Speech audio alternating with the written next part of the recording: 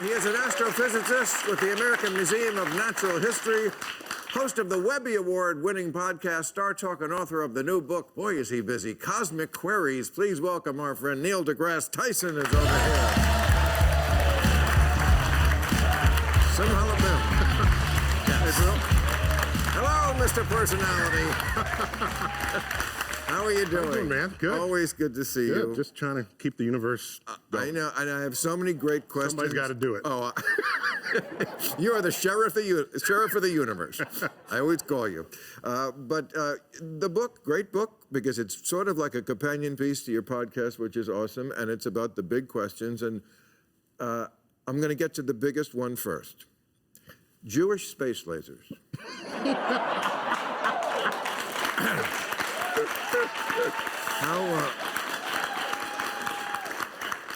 How do the Jews get them up there? Jews are all powerful, apparently. Yes.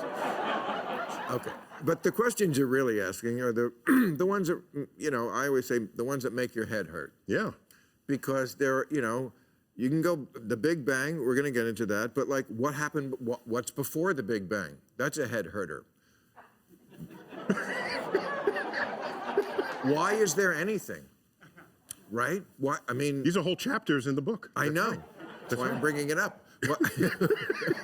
You know, why is there anything? And if there was nothing, is nothing not something?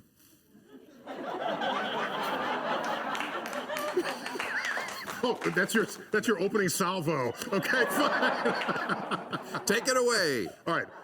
While I give you an answer, just contemplate this. If Pinocchio said, "My nose is about to grow," right, what would it do? I get it. Just think about that while I know. give you the answer today. Liar. No, there's a whole, the book opens with just how did it all begin? But it goes through these other questions that we've all carried with us. If you didn't carry it with you, you stumbled on it, and then you took pause in your life to reflect on it. How did it all begin? What's it all made of? Are we alone in the universe? That's big news of recent months.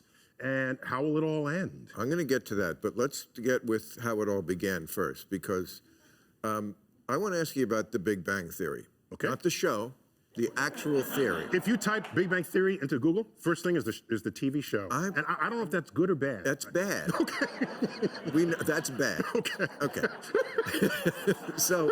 Okay. But you're the guy who can answer this question for me. How settled is it? Because on a scale of evolution, okay, when Darwin's Origin of Species was published in 1859, it wasn't settled science. In 1860, they debated it for decades, as science should.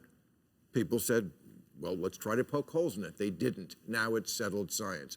I'd like to say the same thing about global warming being man-made. I think it is in the scientific community, not so much in the political community. But what about the Big Bang Theory?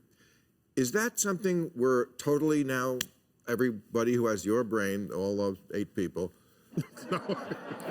they're down with this? Yes, because it's settled. It satisfies all of the observational data that needs accounting for are neatly contained within the understanding that comes to us from the Big Bang. The universe is bigger today than it was yesterday.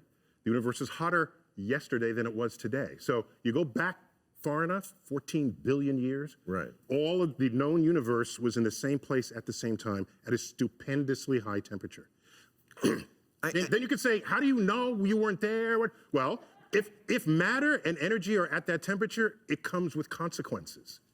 So we say, what would happen if matter and energy were at that temperature for this long? You get about this much hydrogen in the universe, about that much helium. You get this distribution of matter. So it was all condensed. Yes.